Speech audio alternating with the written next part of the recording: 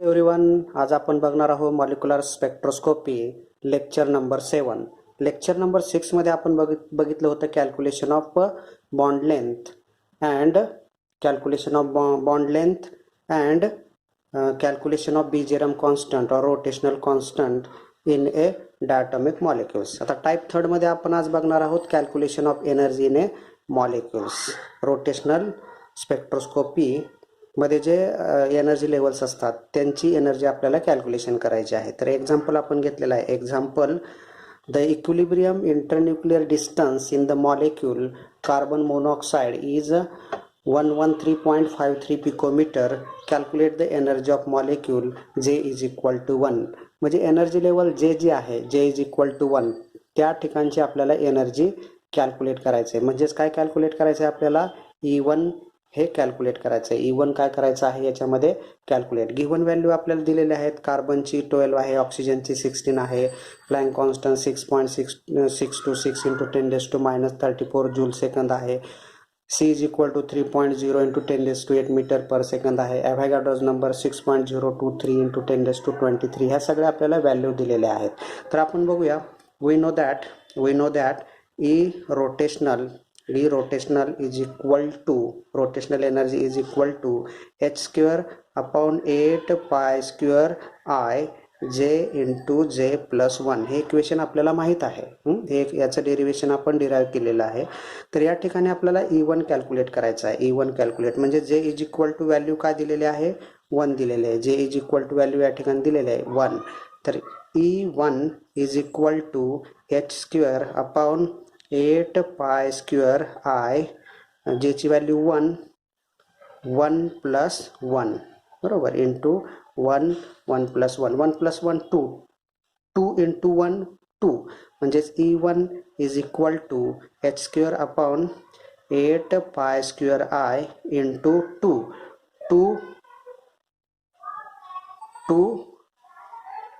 2 या ठिकाणी काय येईल? 4. म्हणजे E1 is equal to h square upon 4 pi square I. E1 is equal to काय येणार? h square upon 4 pi square I. तर या ठिकाणी आपल्याला j is equal to 1 value ठेवल्यानंतर आपला हा फॉर्म्युला येईल. तर या एक्झाम्पलमध्ये आपल्याला एनर्सियाची व्हॅल्यू दिलेली नाही. तर एनर्सिया काढण्यासाठी काय लागतं आपल्याला? μr स्क्वेअर हा फॉर्म्युला आहे. परंतु एनर्शिया काढण्यासाठी पण आपल्याला R ची व्हॅल्यू माहीत आहे. R ची व्हॅल्यू किती आहे? R ची व्हॅल्यू 113.53 पिकोमीटर आहे. त्याची मीटरमध्ये व्हॅल्यू केल्यानंतर काय येईल? 113.53 इंटू 10⁻12 मीटरमध्ये ती व्हॅल्यू येईल. परंतु आपल्याला आता रिड्युस्ड मास काढावा लागेल. रिड्युस्ड मास काढण्यासाठी रिड्युस्ड मास कोणाचा काढायचा आहे? तर carbon monoxide molecule. Reduced mass of carbon monoxide molecule is equal to mass of carbon into mass of oxygen upon mass of carbon plus mass of oxygen into 1 upon Avogadro's numbers. तर या ठिकाणी आपण त्या value ठेवूया. Reduced mass of carbon monoxide is equal to कार्बनची value किती आहे? 12 आहे. या ठिकाणी 12 इंटू ऑक्सिजनची किती आहे? 16 upon 12 plus 16 into 1 upon 6.023 into 10⁻23 बरोबर is equal to 12 into 16 192 upon 12 plus 16 28 into 6.023 into 10⁻2 plus 23 आहे. वरती न्यूमरेटरला गेल्यानंतर काय होईल? -23. हे जर आपण सॉल्व केलं, हा फॅक्टर जर आपण सॉल्व केला तर त्याची व्हॅल्यू किती येते? 1.138 इंटू 10⁻26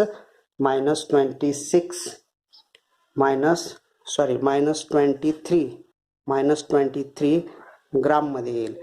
आणि ही जर आपल्याला के जीमध्ये लिहायची असेल तर 1.138 इंटू 10⁻26 हे के जीमध्ये येईल. हे ग्राममध्ये आणि हे किलोग्राममध्ये घेतलेलं आहे आपण. या ठिकाणी आपल्याला reduced mass of carbon monoxide हा याचं कॅल्क्युलेशन आपल्याला या ठिकाणी मिळालेलं आहे. तर आता आपल्याला काय, आपण रिड्युस्ड मास माहीत आहे, त्यानंतर बॉन्ड लेंथ माहीत आहे, इंटरन्यूक्लियर डिस्टन्स किंवा बॉन्ड लेंथ आपल्याला माहीत आहे, तर आपण त्याचा एनर्शिया हा इझिली कॅल्क्युलेट करू शकतो. तर movement of inertia I is equal to formula काय आहे, म्यू आर स्क्वेअर, या ठिकाणी घेतलेला आपण तो फॉर्म्युला. तर म्यू रिड्युस्ड मास माहीत आहे आपल्याला, रिड्युस्ड मास किती आहे 1.138 इंटू 10⁻26 आहे. त्यानंतर जो इंटरन्यूक्लियर डिस्टन्स किंवा बॉन्ड लेंथ आर किती आहे या ठिकाणी मीटरमध्ये घ्यायची, ही व्हॅल्यू किती आहे 113.53 इंटू 10⁻12 याचा काय येणार, हा स्क्वेअर येणार, ⁻² is equal to 1.138 into 113.53 into 113.53 into हा पॉवर बघा आता, एक 10⁻26 10⁻12 प्लस 10⁻12 इंटू 10⁻24 म्हणजेच काय येईल 1.138 इंटू 113.53 इंटू 113.53 इंटू 10⁻50 इंटू 10⁻50. जर आपण हा फॅक्टर जर पूर्ण सॉल्व केला, हा जर फॅक्टर आपण पूर्ण सॉल्व केला तर काय येणार 14,667.75 इंटू 10⁻50. तर याला आपण कसं लिहू शकतो, 14.667 3 डेसिमल इकडे आलो इंटू 10⁻47 kg/m². हा काय आला आपला मोमेंट ऑफ इनर्शिया, हा काय आला आपला moment of inertia. Moment of inertia आपण काय केलेला आहे, कॅल्क्युलेट या ठिकाणी केलेला आहे. आता हा जो फॉर्म्युला आहे आपला, हा फॉर्म्युला याच्यामध्ये इनर्शिया माहीत आहे, फ्लॅंक कॉन्स्टंट माहीत आहे, पायची व्हॅल्यू माहीत आहे, आपण E1 हा कॅल्क्युलेट करू शकतो. तर E1 इज इक्वल टू काय फॉर्म्युला आहे, h² upon E1 is equal to काय आहे, h² अपॉन 4π² इंटू आय हा फॉर्म्युला आहे. तर याच्यामध्ये आपण व्हॅल्यू ठेवू शकतो. व्हॅल्यू काय आहे, h² म्हणजे 6 पॉईंट, एचची व्हॅल्यू काय 6.626 इंटू 10⁻34 याचा काय असणार आहे, स्क्वेअर असणार आहे, divided by 4 into 3.14 square into आयची व्हॅल्यू किती आहे 14.667 इंटू 10⁻47 एवढी त्याची काय आहे ती व्हॅल्यू आहे.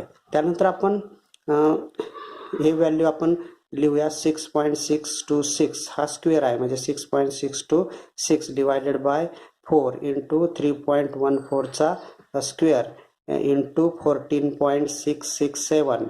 तर पॉवर आपण सिम्प्लिफाय करूया. हे पॉवर किती येईल 10⁻34 प्लस 34 68 मायनस 68 इंटू हे मायनस 47 वरती गेल्यानंतर काय होईल plus 47 10⁻² plus 47 is equal to या ठिकाणी जर आपण 6.626 याचा स्क्वेअर डिवायडेड बाय 4 इंटू 3.14 याचा square into 14.667 into minus 68 plus 47 is equal to 10⁻21 हा जर आपण पूर्ण फॅक्टर सॉल्व केला तर त्याची व्हॅल्यू किती येईल 0.07589 इंटू 10⁻21 एवढी त्याची काय येईल व्हॅल्यू येईल. जर आपण याला जर आपण दोन डेसिमल आपण पुढे गेलो 1 आणि 2 तर काय येईल 7.589 इंटू 10⁻23 जूल एवढी येईल. E1 ची व्हॅल्यू काय येईल एवढी येईल. म्हणजे आपल्याला जर त्या CO मॉलिक्यूलचं जर इंटरन्यूक्लियर बॉन्ड लेंथ माहीत असेल, इंटरन्यूक्लियर डिस्टन्स बॉन्ड लेंथ माहीत असेल तर त्या मॉलिक्युल्समधले आपण J इज इक्वल टू 1 मधली एनर्जी आहे ती किती आहे 7.589 इंटू 10⁻23 जूल एवढी आहे. नेक्स्ट एक्झाम्पल आहे type 4. Calculate the frequency of the first line in the rotational spectrum of carbon monoxide CO. The moment of inertia of a molecule.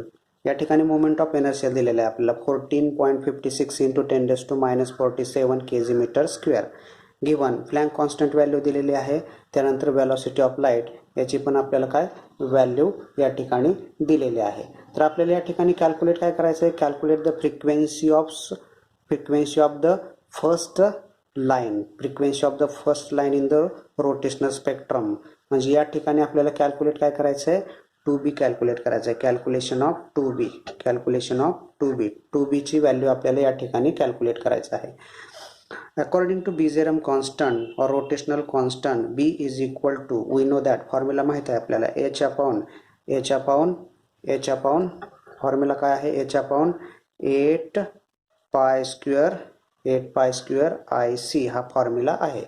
तर हे इक्वेशन आपण कसं सिम्प्लिफाय करू शकतो, B is equal to h upon 2 into 4 pi square IC. आता हे 2 जर आपण इकडे ट्रान्सफर केलं तर काय होईल, या ठिकाणी डिवाइड आहे, या ठिकाणी आल्यानंतर मल्टिप्लाय होईल. म्हणजे 2B is equal to h upon 4 pi square IC असा हा काय होईल, याचा फॉर्म्युला येईल. तर या ठिकाणी आपल्याला h ची व्हॅल्यू माहित आहे, I ची व्हॅल्यू माहित आहे आणि C ची पण व्हॅल्यू माहित आहे. तर या व्हॅल्यू आपण सगळ्या काय करू, यामध्ये ठेवूया. तर 2B इज इक्वल टू काय येईल, 2B is equal to h ची value 6.626 into 10⁻⁻34 upon 4 into 3.14 raised to 2 into I ची व्हॅल्यू 14.56 into 10⁻⁻47 into C ची व्हॅल्यू 3.0 into 10⁸ into 10⁸ ही ते C ची काय आहे या ठिकाणी व्हॅल्यू आहे. तर 2B इज इक्वल टू आपण आता काय करूया, जे फॉर्म्युला जे पॉवर्स आहेत त्या पॉवरचं आपण काय करूया, सेपरेशन करूया. पॉवरचं काय करूया, सेपरेशन करूया. तर 6.626 upon 4 into 3.14 raised to 2 into 14.56 into 3.0 into 3.0. तर पॉवर बघा, पॉवर काय या ठिकाणी इंटू 10⁻⁻34 आहे अपॉन 10⁻⁻47 इंटू 10⁻⁻47 आणि 10⁸ आहे. या ठिकाणी हे -47 आहे. तर -47 मधून 8 गेलं तर किती राहील, -39 राहील. -39 हे -39 न्यूमरेटरला गेल्यानंतर +39 होईल. म्हणजे 2B is equal to 6.626 4 into 3.14 raised to 2 into 14.56 into 3.0 into 10⁻⁻34 into 10⁻39 -34 plus 39 10⁵ म्हणजे 2B is equal to 6.626 upon 4 into 3.14 raised to 2 into 14.56 into 3.0 into 10⁵. आता हा जर पूर्ण आपण फॅक्टर सॉल्व केला, हा पूर्ण फॅक्टर जर सॉल्व केला तर काय त्याची व्हॅल्यू येईल, तर 2B इज इक्वल टू त्याची व्हॅल्यू येईल 3.846 या फॅक्टरची व्हॅल्यू 3.846 इंटू 10⁻³ आणि 10⁻³ हा पूर्ण फॅक्टर सॉल्व केल्यानंतर ही व्हॅल्यू इंटू 10⁵ म्हणजे 2B is equal to 3.846 into 10⁻² per metre 10⁻² per metre एवढी काय होईल त्याची व्हॅल्यू येईल. Isotopic effect in rotational spectra. आता कन्सिडर ए मॉलिक्यूल, आपण एक समजा कार्बन मोनॉक्साईड हा मॉलिक्यूल घेतलेला आहे. कार्बन मोनॉक्साईड मॉलिक्युल्समध्ये जो कार्बन आहे, कार्बन हा काय असतो, एक C12 असतो आणि जनरल मॉलिक्यूल हा C12 आणि C13 काय याच्यामध्ये, C13 जो आहे तो C13 काय त्याचा आयसोटोप आहे, कारण का कार्बनचा ॲटॉमिक नंबर हे 6 आहे. याच्यामध्ये मास नंबर म्हणजेच काय असतो, मास numbers means proton plus neutron. तर याच्यामध्ये 6 काय आहेत, प्रोटॉन आहेत आणि 6 काय आहेत, न्यूट्रॉन. 6 प्रोटॉन प्लस 6 न्यूट्रॉन्स आहेत, म्हणजेच याचा मास नंबर काय झाला, 12 झाला. आयसोटोपिक मॉलिक्युल्समध्ये याचं ॲटॉमिक नंबर सेम असणार 6, पण या ठिकाणी प्रोटॉन प्लस न्यूट्रॉन 6 प्लस 7. प्रोटॉनची संख्या सेम असली तरी न्यूट्रॉनची संख्या काय असते, डिफरंट असते. त्यालाच काय म्हणतो आपण, आयसोटोपिक मॉलिक्युल्स असं म्हणतो. तर आपण काय करणार आहे, असं कन्सिडर मॉलिक्युल्स करणार आहे. कन्सिडर मॉलिक्यूल ए म्हणजे कोणताही मॉलिक्यूल, एनी मॉलिक्यूल आपण कन्सिडर केलं आहे. Having isotopic molecule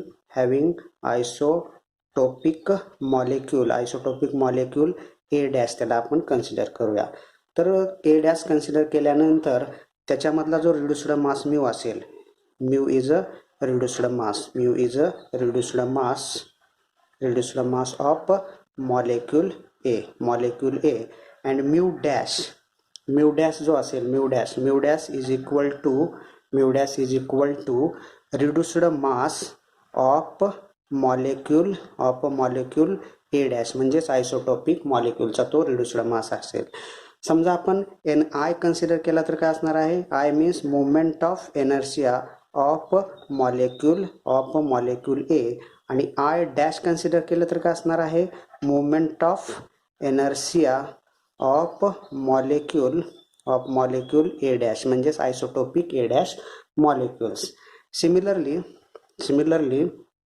B means rotational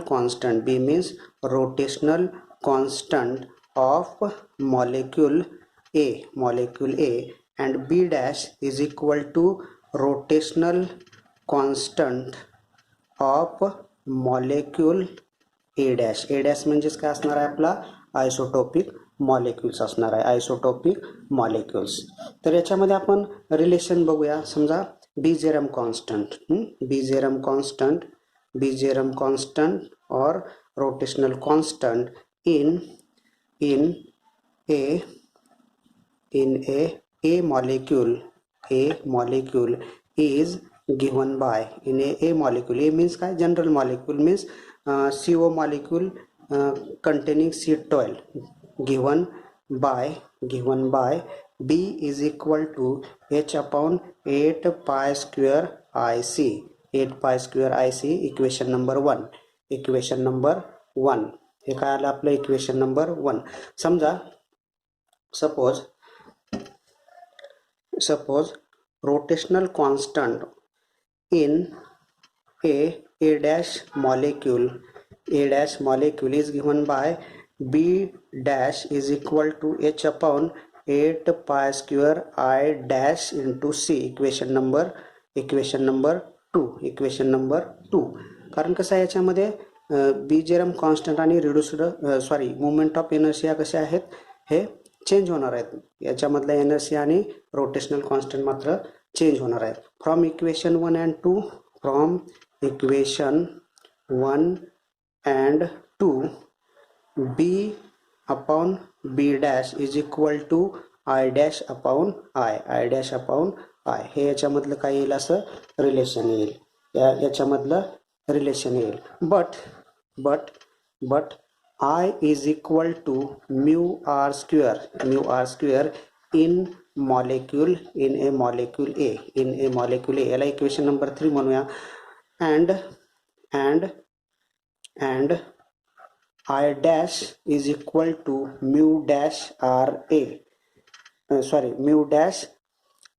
square in molecule A dash, हे molecule A dash मध्ये, याला इक्वेशन नंबर 4 म्हणूया. From equation 3 and